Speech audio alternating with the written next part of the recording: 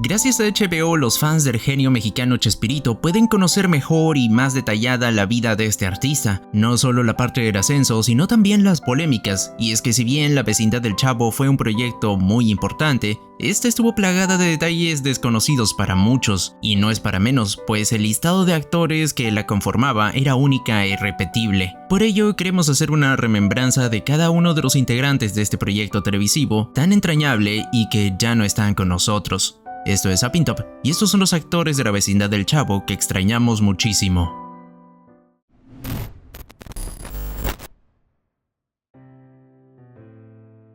Y bueno, yo soy Rondamón y tengo la horrible desgracia de vivir en la misma vecindad que el Chavo del 8. Ah, cómo me busca problemas ese chavito, pero pues ni hablar. Ramón Valdés, el inolvidable Don Ramón, nació en Ciudad de México, pero apenas tenía 2 años cuando su padre lo llevó a vivir a Ciudad Juárez, y siempre estuvo rodeado del mundo del arte, pues sus hermanos eran figuras artísticas de gran renombre en México. Germán Valdés, mejor conocido como Tintán, y Manuel el Loco Valdés, pero no eran sus únicos hermanos, siendo más de media docena. Su carrera comenzó en el cine, pero tras llegar al Canal 8 en la televisión mexicana, conocería a Roberto Gómez Bolaños. Ese encuentro lo llevaría a interpretar el personaje que marcaría su vida para siempre.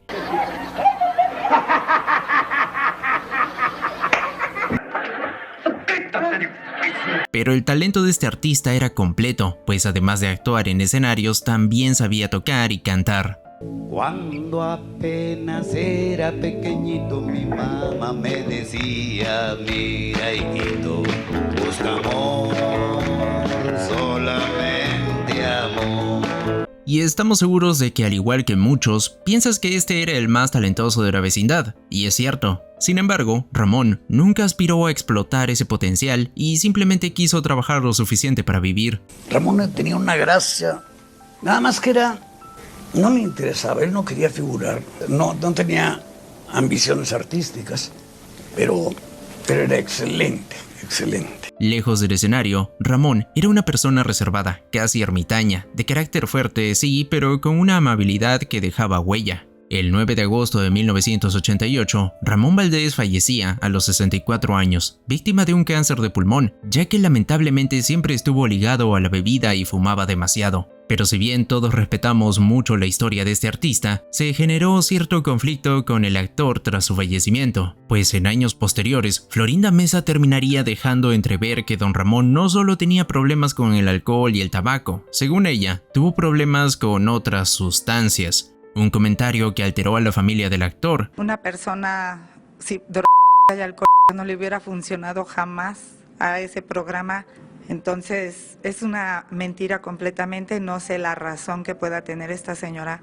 La última escena que este genio grabaría no sería para el Chavo, pues en sus últimos días trabajaba para el show Ake Kiko, grabando una escena que presagiaba su final. La última escena de Don Ramón era que Kiko y otros se retaban para visitar un panteón con el efecto de bruma, entra, se pierde en la bruma y ya eso fue lo último que hizo. En un emotivo y último encuentro en el hospital, Edgar Vivar visitó a Don Ramón, donde este, fiel a su estilo inigualable y sentido del humor, le dijo a su compañero: «Ay, señor Barriga, ya no le voy a poder pagar la renta». Una frase llena de ternura, nostalgia y el humor que siempre caracterizó a Don Ramón. Edgar Vivar, al salir de la habitación, no pudo contener las lágrimas, y ese momento marcó el adiós entre dos grandes amigos que compartieron años de risas y complicidad frente y detrás de cámaras. Mientras que Carlos Villagrán tuvo una última conversación muy particular. Lo abracé, empecé a llorar, nos abrazamos y me dijo: ya, no llores, cacheto, allá te espero. Le digo: con el señor, no te hagas tonto allá abajo. Su partida también impactó muchísimo a María Antonieta de las Nieves, pues recordemos que Don Ramón fue su padrino de bodas. El gran cariño que se tenían en la vida real era inmenso, pues incluso este actor la consideraba una de sus hijas. Las giras, cuando llegaban al hotel, mi papá ponía la foto de sus 7 hijos en ese tiempo y al final ponía la de María Antonieta.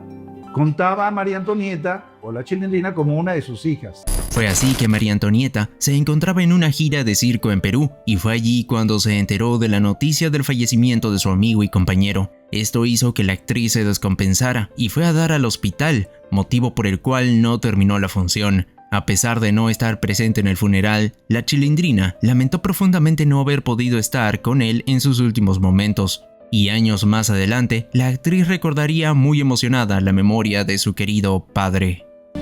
Te doy las gracias. Papito lindo, mi amor, cómo te quiero.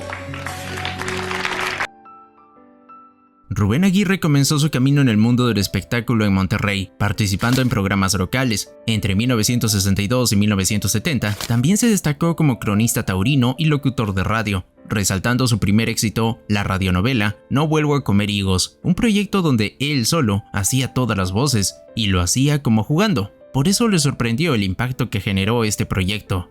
Yo inventé una radionovela en la que yo hacía todos los personajes y así me entretenía, y todos los efectos de sonido con una taza que tenía, la puerta, un pedazo de cadena por ahí. ¿En vivo lo hacías? Sí, ahí en vivo. A pesar de ser ingeniero agrónomo, el lado artístico pudo más. El destino lo llevaría por otros caminos. Tras su llegada a Canal 8, ahora en el Estado de México, fue que su carrera daría un vuelco completo. En esta televisora conocería a Roberto Gómez Bolaños. A partir de allí comenzarían las colaboraciones constantes, pero fue en el corto programa Los Supergenios de la Mesa Cuadrada donde nació el personaje más emblemático de este artista, el profesor Girafales. ¿Tubo de cañería? ¿Cuál tubo de cañería? Me ha pegado en la cara, y esta cara no es mía. ¿No? Es de mi público. A través de este papel, Rubén Aguirre se consolidó como una figura central en el universo de Chespirito, participando fielmente en la mayoría de sus proyectos. Pero un pasaje sumamente impactante en su vida fue un accidente terrible que sufriría este artista. Estando en el coche, él y su esposa pasarían una experiencia lamentable. Me fallaron los frenos, no pude frenar, pero apreté el pedal y como son los accidentes, ¿verdad? Mi esposa perdió una pierna. A mí me tuvieron que operar de la columna vertebral. Esta pierna la tenía en 3 pedazos, fracturas. Fue debido a esto que la vida del actor se volvería aún más hogareña, alejándose por completo del mundo del espectáculo, pero siempre recordado por su personaje. Lamentablemente, el 18 de junio de 2016, Rubén Aguirre falleció en su hogar en Puerto Vallarta, acompañado de su familia. Una neumonía complicó su salud en sus últimas semanas. Otro artista que queremos mencionar es el actor Germán Robles. Algunos lo recordarán como Don Román, primo de Don Ramón. Es el primo de Rondamón. El primo de Don Ramón, ¿eh? Este gran artista fue convocado por Chespirito como un invitado especial, ya que Robles era muy conocido en México tras participar en más de 40 películas. La idea nunca fue sumarlo al elenco estable. Su presencia se debió a que Don Ramón, por problemas de salud, debió ausentarse algunos días del set de grabación. Fue así que Don Román solo participó en una tanda de grabaciones, Las Escondidas y La Caja de Madera, estrenado en 1975. ¿Y cómo se llama?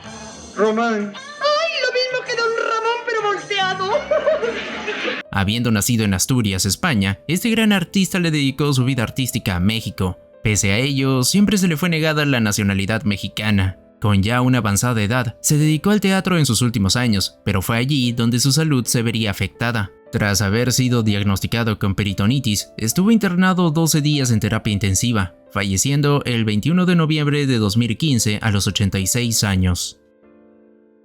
La actriz mexicana María Luisa Guadalupe Alcalá Escolano, también conocida como Malicha, fue también otra artista que pasaría por la vecindad del Chavo. María Luisa daría vida al personaje de Malicha dentro del programa El Chavo del Ocho en 1974, en reemplazo de la Chilindrina, quien dejó el programa por un año. Malicha, dentro de la ficción, era la ahijada de Don Ramón y vivía dentro de la vecindad, en el departamento 44. Malicha.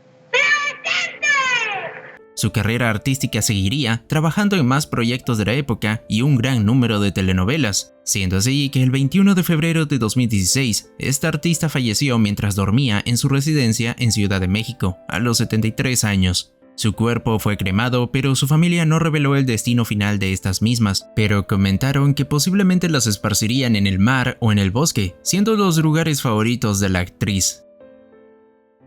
La actriz Olivia Leiva fue una de las tantas actrices que personificaron al personaje de Gloria, la tía de Patty, y quien se ganó el cariño de muchos por su belleza. Es usted un encanto, Monchito.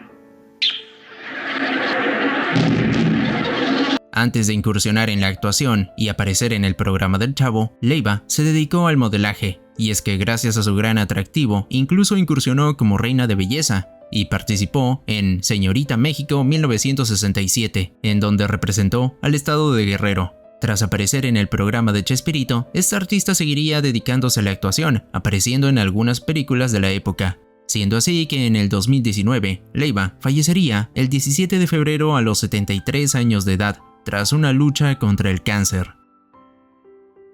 Abraham Stavchansky Altshuler, mejor conocido como Abraham Stevans, nació en México, de padre de origen ruso y madre canadiense.